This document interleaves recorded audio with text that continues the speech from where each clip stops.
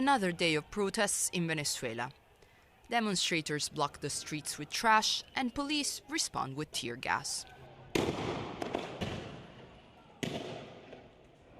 During the day, the protests had been more peaceful, though the huge numbers from both sides who turned out on the streets of the capital showed just how divided the country has become. More than 2 weeks in, the demonstrations are seen as the biggest test yet to the socialist leader, Nicolas Maduro, since he took power last year. Opposition leader Enrique Capriles told his supporters to carry on with the protests, but urged them to avoid violence.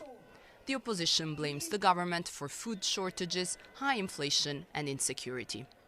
On the other side of the city, women marched towards the presidential palace to support Mr. Maduro, who accuses the opposition of trying to organize a coup against him.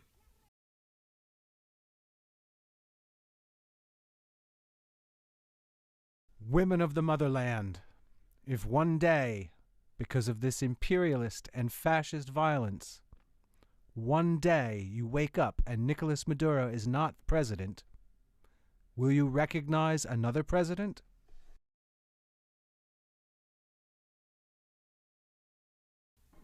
Mr. Maduro has been using strong language over the past few days, accusing Washington of supporting what he called fascist protesters. He has expelled U.S. diplomats while at the same time urging U.S. President Obama to hold talks with his government.